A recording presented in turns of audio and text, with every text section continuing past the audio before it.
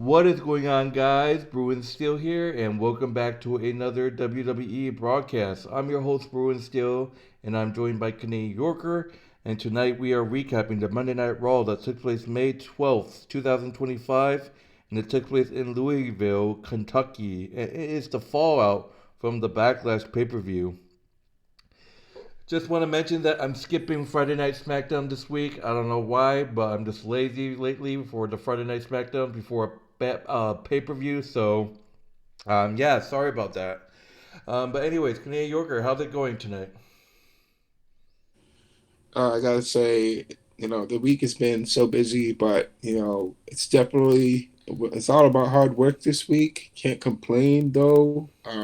Just glad to be here talking about um, WWE, despite the fact that both of us are working hard. But glad to be here. All right, and before we start, just want to say end of the era to a legend. My thoughts and prayers to the family, friends of Sabu, the legendary Sabu. Sabu passed away, I believe, a few days ago. He was a legendary ECW superstar. I remember he was a high flyer. But shout out to Sabu. Thoughts and prayers go out to his family. We lost a great wrestler in the wrestling world. Thoughts and prayers. Yes, indeed. So yeah, let's get started. To start off the show, we got CM Punk. He is pissed off. He makes his entrance and gets on the mic.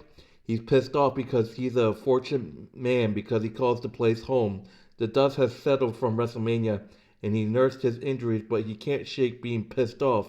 He got a lot of enemies, and it'll be easier for him to list who's not pissed off at right now. But number one with a big fat bullet is himself. Yeah, he's mad at himself because we've been here before. This isn't the first time Paul Heyman stabbed CM Punk in the back, and once shame on you, twice shame on Punk. But hey, he wants to trust his friends. Almost 12 years ago, Heyman smashed the ladder into his head and made him get 13 staples, but he thought they had both grown as people. Jey Uso tried to warn him, but Paul is Paul, and he is a fat little snake, but he's more mad at himself than he is at Paul. And of course, he's mad at Tumu CM Punk, Seth Rollins, and we all know how this journey ends. He can't wait to get hands on Heyman and squeeze his fat little neck until his eyes pop. Paul Heyman interrupts CM Punk. Punk tells him to get to the ring and explain himself with the understanding that whatever words he chooses, it will be his last. He gets interrupted by Seth Rollins, dressed up, flanked by Braun Breaker. Rollins gets on the mic and says that's just when he thinks Punk can't get any more selfish or illogical. He finds a way to top himself. Paul Heyman was CM Punk's best friend, and he made his life hell on the road to WrestleMania. Now he's out here gaslighting everyone that Heyman is the one that betrayed him. Seth says that it makes him sick, and Heyman believed in him for years when no one else did. But he believes that CM Punk is a scum, trash, human excrement, and he asks if he just loves being on the wrong side of history or what. Oh wait, he gets it. Punk loves to play the victim. Come out here and boo, cry him a river. Poor CM Punk so desperately wants to die. Well, Rollins believes that he can be arranged, and he hopes CM Punk has prepared his last words. He gives Braun Breaker a tap on the shoulder, and Braun Breaker slides in the ring. Punk spikes him with the microphone, but Braun gets him in the corner with shoulder blocks and right hands, forcing CM Punk to cover up. A big boot cuts Breaker off. CM Punk jumps Rollins and beats him down until Braun cuts off him and puts boots to him instead. Sami Zayn makes the save, but the odds aren't even, and Breaker suplexes him away. Chair in hand, Seth Rollins is going to take him out, but main event Jey Uso makes the save. The heels light on Uso, but Punk and Sami Zayn takes the opportunity to get chairs and retake the ring, sending them packing. So yeah, this rivalry between Seth Rollins and CM Punk, and now you got Sami Zayn and Jey Uso in the fray. Question is, who is that third man? There's no Seth Rollins faction is definitely going to get a third group. Don't get me wrong. This is going to be a great feud. I mean, who knows? I mean, are they going to get a third man? I mean, how is Braun Breaker and Seth Rollins going to be able to take down CM Punk, Jey Uso, and Sami Zayn? I mean, don't get me wrong. I mean, Seth Rollins has history with Jay and Sammy, but this time Seth Rollins is the heel. So, what are your thoughts on that opening segment? Like I said, I would love to see Seth Rollins and CM Punk feud more. despite the fact that because of that messy situation that happened at WrestleMania with Roman Reigns and Paul Heyman getting involved in CM Punk and Seth Rollins storyline, you know, this it's just made for a really weird pairing. But for some reason, it's worked out for Seth Rollins and Paul Heyman. Paul Heyman is the advocate of Seth Rollins. I would love to see the fact that you see Seth Rollins. I'd love to see Seth Rollins and Punk feud. It would have been great to see them feud at Backlash, but that is not what happened. So we might see them feud in the future going forward. So, it would be really great to see Seth Rollins and CM Punk feud. I don't want to see. Uh, it doesn't make sense for Roman Reigns to be involved in this feud because there really was no build up for Roman Reigns whatsoever. Maybe Roman Reigns definitely makes sense to have a feud with Braun Breaker, but Sami Zayn and Jey Uso, they both have history with Braun, so it would make sense for them to be feuding with Braun Breaker. But I would like to see Braun Breaker show his more deadlier side and take out Sami Zayn and Jey Uso. Um, but I, it's just that's the way I see it. See it with this storyline kind of evolving. Um, but I'm sure Roman Reigns is going to get involved. Roman Reigns is going to get involved, and there will be a third member who is going to be joining Seth Rollins and Braun Breaker and Paul Heyman. We don't know who that third member will be yet, but I'm pretty sure we're going to find out who that person is going to be sometime in the future. We don't know who it will be yet. Someone that I really think would have been a really good candidate would have been Braun Strowman, but Braun Strowman unfortunately has been cut by WWE, so he's not going to be appearing anytime soon. So honestly, we just have to see what's going to happen going forward. All right, so moving on to the first match of the Monday Night Raw, we got Chad Gable, also known as Americano Grandade, whatever. Chad Gable going one on one with Penta. Chad Gable in control in the feeling out whipped reverse back suplex cover for two, up in the turnbuckles, excuse me, tearing at Penta's mask, but Penta slips out and sends him to the floor with Hydras. Sarah Meadow off the ropes, slingshot, but Chad counters with a headbutt and tells us that Lucha Libra sucks. Penta counters a headbutt with a super kick.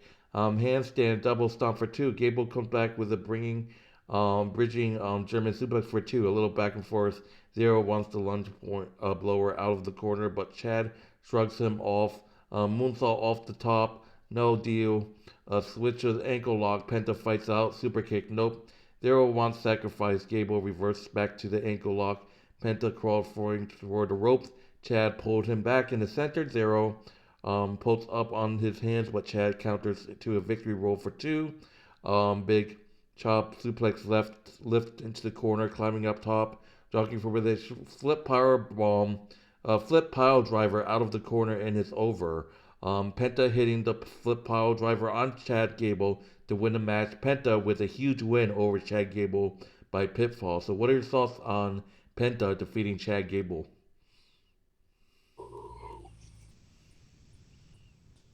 I think Chad Gable.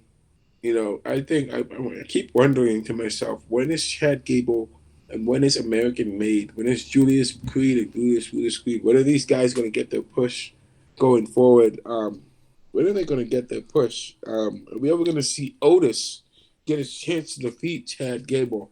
Honestly, that storyline was never finished, and it needs to be finished in some way, shape, or form. I would love to see that happen.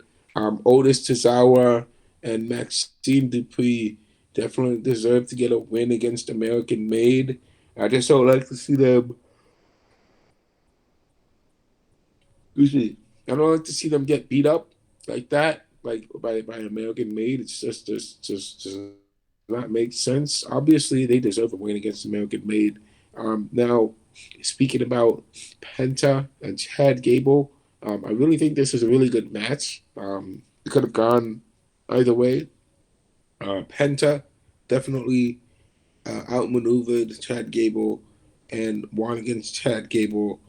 But Chad Gable is a really technical wrestler. He knows the ins and outs of the ring. So he should have been able to take advantage of Penta's explosiveness. But unfortunately, Penta's offense was something that really surprised him and overwhelmed him.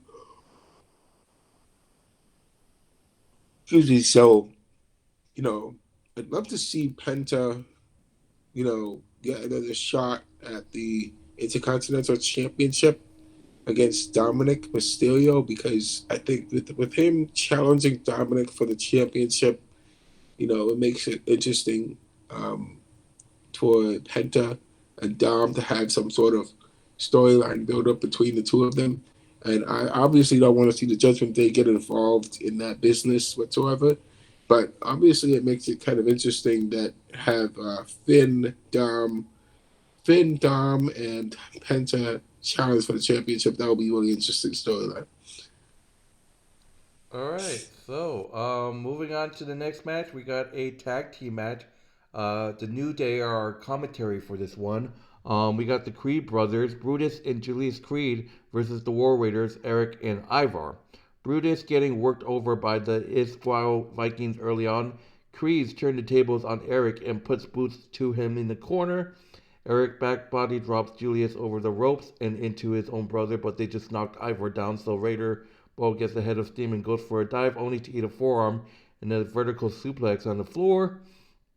Banzalo drop from Ivar, cartwheel to reverse roundhouse, fired up. Warbeard goes up top, but Julius springs with him, tags to Brutus, superplex, and a moonsault so close. Raiders working Julius over. Brutus breaks up a cover. Everyone lays everyone out on all four guys are down.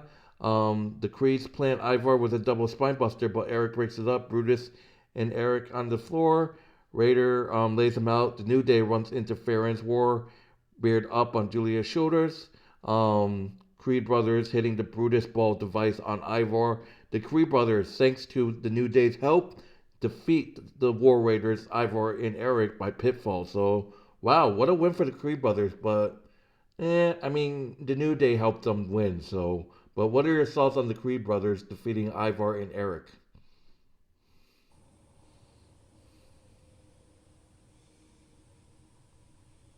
Hello? Yes. So I think that Erik and Ivar they were the tag team champions, but they lost their championship to New Day. The Creed brothers definitely deserve a title shot. I mean, they time and time again they just show how good they are as a tag team. Um, it just kind of makes it. I know that they're gonna get it. They're gonna be tag team championships one day. They're gonna be an amazing tag team champions. So Eric and Ivar have definitely had their shot with as War Raiders, but I would love to see the War Raiders get another shot to challenge the New Day for a championship because they did lose by because the New Day did cheat against them, and it just makes sense that Eric and Ivar definitely deserve a title shot again. So definitely would love to have that happen. Um, and I think it's a good pickup win for the War Raiders going forward. All right, so moving on, we got main event Jay Uso making his entrance. He says he's got a lot going on. There's a big target on his back, and he wants to get something off his chest. Logan Paul talking out the side of his neck and ducking him, but at main Saturday's night main event, it's the two of them face to face, and afterwards he'll still be your new world. He gets interrupted by Gunther. He says this is the first time they're meeting since Uso beat him, and Jay can't help but rub it in his face, and he tapped out. Gunther says some stuff about Jay not being a natural champion like him is a surprise. Uso hasn't spread the news himself with his big mouth because the winner out of him and Logan Paul has the honor of handling the World Heavyweight Championship over to the ring general. And he hopes that Jay, because he loves nothing more than to get in the ring with him, outclass him, and remind him where his place is. Uso throws his glasses off and says he's in his place as world champion. Running this place, he's going to handle the YouTuber, and then he's going to run it back with the ring general, and it's going to go the same way WrestleMania did. So, wow, the winner of the Logan Paul and Jay Uso match, Gunther will get his rematch 2 weeks after Money in the Bank. So that's crazy. Question is the men's Money in the Bank contract are gonna cash in that day? We have to wait and see. But Logan Paul versus Jey Uso for the title at the Saturday night event. What are your All right, thoughts on so that Gunther and Jey Uso segment? let me get this straight. So if Gunther, whoever wins at Saturday night main event, is basically the challenge is the person that faces Gunther for the championship. Yeah, 2 weeks after Money in the Bank. That's a, that is a pretty interesting proposition. I mean, I never would have thought that that would have happened. And usually, Yeah, it's I don't whoever. know. It's like, I mean, its question is, can Jey Uso beat Gunther twice in a row?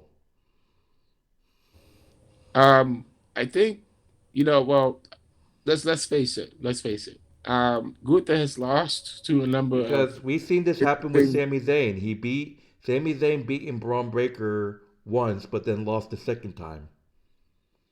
Yeah, and honestly, let's say can Jay Uso beat Gunther a second time? Maybe. We don't know. I don't know. You don't know. Um, Gunther is a pretty formidable opponent. Um, if Gunther could lose to Jey Uso a second time, then he I mean, I could say maybe he can. Um, I don't know, but I would like to see Jey Uso at least retain the championship a little while longer. Because he just became world heavyweight champion, and for him to lose after he just won the championship at WrestleMania, see this would make sense, man.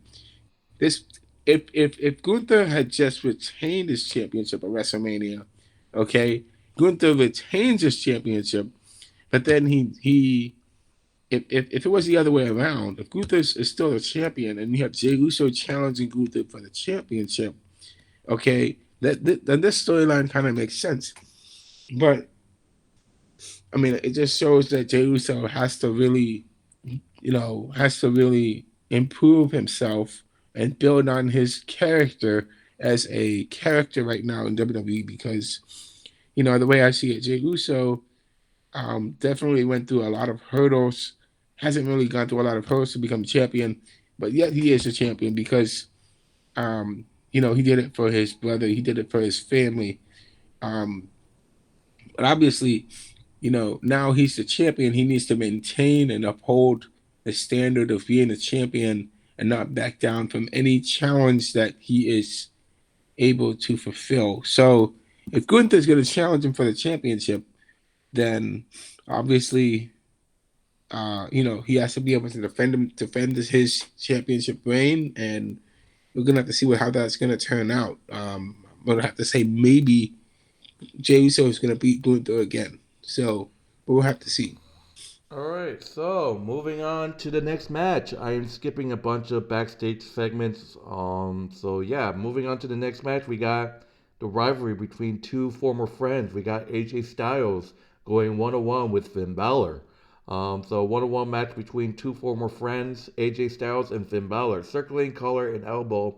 Balor grabs a wrist lock, shift to the side headlock, shock off, leapfrog, drop down, drop kick sends Finn to the floor. Styles with a snap suplex cover for a near fall, scoop in a slam. Balor turns the tide, Cobra twist applied. Styles rush discus lateral, and both men are down. AJ hits a suplex and both men are down, and now Styles get the calf killer, wrenching it back. Next phase, whip cross, sling blade connects. Shotgun dropkick follows. Ring goes up top, but AJ rolls out of the way of the coup de grace and goes right back to the calf killer. Balor rolls through. AJ Styles keeps him out of the ropes. Styles clash. Still no. Carlito and JD McDonough runs interference. AJ takes them out. Springboards in. Call and countered into an inverted 1916. So close. Penta appears and dives on Colin off the apron and takes barricade and takes down JD McDonough with a Cubradora flip pile driver on Carlito. Styles lines Finn up. AJ Styles hits the phenomenal forearm on Finn Balor to win the match. AJ Styles defeats Finn Balor by pinfall. Wow. Despite all the interference. AJ Styles with the phenomenal forearm defeats Finn Balor by pinfall. What are your thoughts on AJ Styles defeating Finn Balor by pinfall? I mean, it's a great win for AJ Styles, man. AJ Styles definitely deserves to have a title shot. I would love to see. So here's the thing, man. I mean, the question I gotta ask is, where's Dominik Mysterio when he's running interferences? He just loves to do interferences, man. He loves to interfere in matches and help his other members get the wins, um, in these matches, man. But Dominik Mysterio was not there to help Finn Balor win his match against AJ Styles, and that would really feel help a build up with, help there to be a build up right there between Dominic Mysterio, AJ Styles, and Finn Balor. But obviously, I'm sure he has his hands full with Penta and challenging him for the championship. So, but I think this is a great win for AJ Styles. AJ Styles and Finn Balor have great chemistry in the ring. Finn Balor knows how to really work with AJ, and AJ obviously knows how to really work with Finn. So they're really doing great. In that, it was a really great match. Not gonna lie, and it's just it's a really good pickup win for AJ. All right, so moving on, we got Becky Lynch is perched in the turnbuckles, microphone in hand. She says that she wasn't beaten on Saturday. No, Lyra Valkyria was beaten on Saturday. We don't believe her. Well, Lyra went to the hospital and she went to her nice big bus and basked in her own brilliance. Because even after everything Valkyria has done to her, she still made her the best version of herself and gave her the best match of her career, and she has never mattered more than she does right now. But when the bell rang after the match, she didn't hear defeat. She heard her alarm going off in her ear about how much she's been manipulated, not just by Lyra, but by all the crowd. She walked away from all this for almost a year because we asked her to. She heard the reaction to her last title win and read the comments, and she walked away.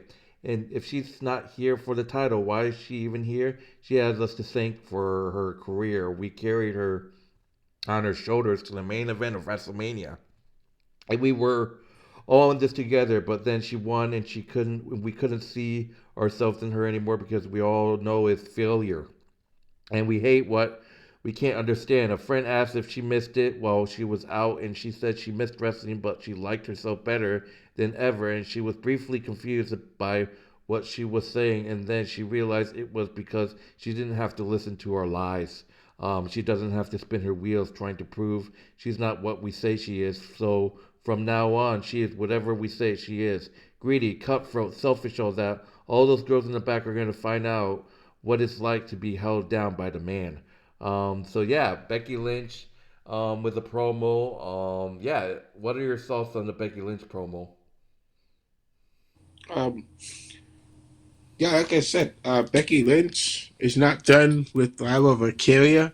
There's obviously going to be a Becky Lyra matchup 2 or 3 in the wings. It's happening for sure. Becky Lynch is really doing her thing, showing off her bad side and showing that she can be a tough opponent for Lyra going forward. So then this is a great matchup for her. So obviously, we'll have to see what's going to happen with the new developments in that storyline.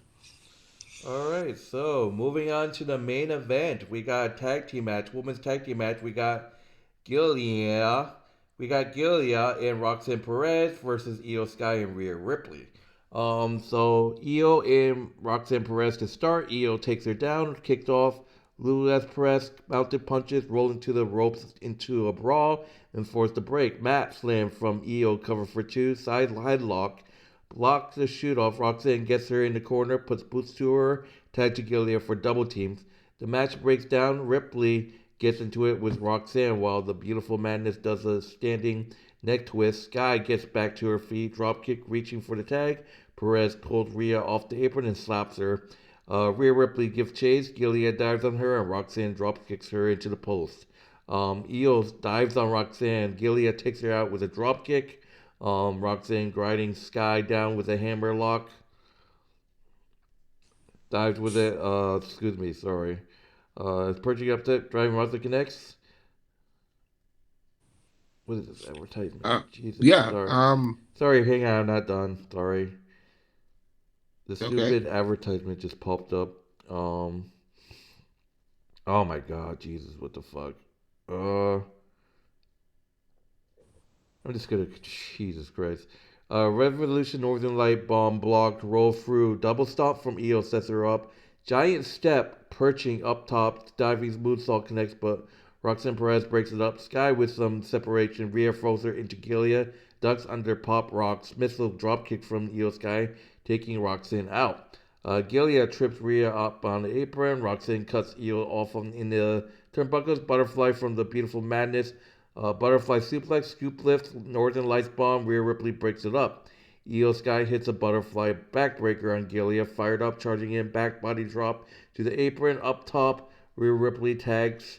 Nobody home. Rhea Ripley shoves Gilead into a dive from Roxanne. Buzzsaw kick from Io. Big headbutt from Rhea. Io Sky and Rhea Ripley hitting their finishers. Rhea Ripley hitting Reptile on Gilead to win the match. Io Sky and Rhea Ripley defeat Roxanne and Gilead by pitfall. And post match, Rhea Ripley celebrates with Io but issues an obvious challenge in the process. Rhea Ripley has her sights on the Women's Road Championship. So that would do it, guys, for Monday Night Raw. So, what are your thoughts on Io Sky and Rhea Ripley defeating Roxanne Perez and Gilead? I would have loved to see Roxanne Perez and Gilia get more shine, get more screen time, more TV time, and the main event at WrestleMania. And the main event in this Monday Night Raw. Um, so because they're really showing that they can do their thing. They're showing what they're capable of. They're showing themselves to be the future of women's wrestling. And let's say Roxanne Perez is showing herself to be a really good wrestler. She's definitely, she's definitely showing her ability to be in the main roster, and the same with Gilia as well. Um, there's a lot of talent that NXT has um, that can definitely move up into the onto the main roster in the future. Um, and so there's a lot that's there to be said. I just want to say this, man. With Io Sky facing Rhea Ripley once again, Rhea Ripley, what are you doing? What are you doing, Rhea Ripley? She lost to Io Sky twice in a row already. Io Sky beat her once for the championship. She retained the championship against her at WrestleMania, and beat Bianca Belair as well. So honestly, now Rhea Ripley wants to get another title shot against Io Sky. I mean, it's that's just let me just ask this question: Can Rhea Ripley beat Io Sky? Can she do it? Because this is looking like the situation going on with Liv Morgan all over again, in a sense.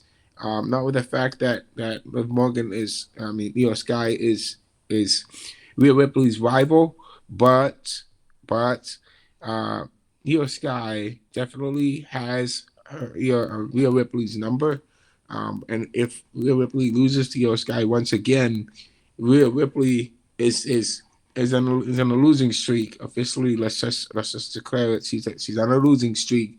She is 3-0 against Io Sky. 3-0, And how many times has Rhea Ripley lost to Liv Morgan? I mean, Liv Morgan and Io Sky basically are the uh, same type of height and length, and so it just seems to me that Rhea Ripley has problems facing smaller wrestlers who have a diverse move set, and so I think that's you know it's gonna be tough to say. Um, I don't really like that idea of Rhea Ripley facing Io Sky after she just lost to Io Sky twice already, twice. So I don't really like that idea. Somebody else should challenge Io Sky for the championship because there's a whole bunch of female wrestlers that can challenge Io Sky for the championship besides Rhea Ripley. And I definitely think that they definitely deserve a shot to challenge Io Sky for the championship. If Rhea loses again, she has got to fall her place in line, just like Charlotte Flair and Nia Jax. All those ladies that are there, they got to fall their place in line, be the next one, be called up to face the champion. So um, that's just my thoughts on that. All right, so that would do it for Monday Night Raw. Let's go to our grading of the show. I like it that the women are getting the main event spot. A couple times we've seen the woman get the main event spot. But I like this show. The whole. I wish they could do more storylines with the whole Seth Rollins and Braun Breaker. I mean, all we saw was feuding with CM Punk, Sammy, and Jey Uso. We saw Jey Uso get attacked by Braun Breaker. We saw Seth Rollins have a segment in the back locker room with Braun. He whispered something. I think he's told Braun to take out Jey Uso. So that's interesting. People are suggesting that Sami Zayn is going to turn on the group. They're going to recreate the whole Seth Rollins turning on the Shield. They're going to do. There's always a plan B with Sami Zayn betraying Jey and CM Punk. So that could happen. I mean, no one expected the Sami Zayn and Paul Heyman partnership, so anything can happen. Um, I think the show was great. I mean, I wish they had more. I mean, I wish they had a little bit more. But overall, I thought it was a great show. So I'm gonna give this show a B plus. Okay, I definitely agree. I think that it's great to see that the women are getting more of the main some that they're getting the main event shine, just like the men. Io Sky and Rhea Ripley getting having championship shots. Becky and Lyra's thing is cooking. That's great. Um, the others that are out there with of course with Seth Rollins and Paul Heyman. We don't know who's going to be that third member that's going to be joining and facing Punk, Punk, Jay, and and Sammy. So we don't know who that third member will be. That's remains to be seen. So I got to give this rating a. I'm gonna go with a B. All right, so that would do it for Monday Night Raw. Thank you guys for watching. If you haven't done so, like, subscribe, check out Canadian Yorker's YouTube channel. Link will be in the description of this video, as well as our wrestling channel, which is WWE Wrestling Bros. That link will also be in the description of this video as well. But just a heads up, once again, I skipped the Friday Night SmackDown this past week because I don't know. Like I said, I got lazy and then didn't really have time to do it because of the whole backlash situation. So down the road, Canadian Yorker and I is going to be really busy, so we might skip some broadcasts, we might not. So already skipped like two Friday Night SmackDown broadcasts. Plus, I'm going to be going out of the country on vacation this end of this month. So Canadian Yorker will be doing the broadcast from now on. So when that time gets closer, there's going to be more details. But Canadian Yorker, like I said, is going to be doing those broadcasts while I'm out for vacation. So yeah, All right, sounds good. yes. So yeah, that would do it, guys. Enjoy the rest of your night. See you guys later. And I'll see you guys in the next broadcast. See you guys later. See you later. Bye bye.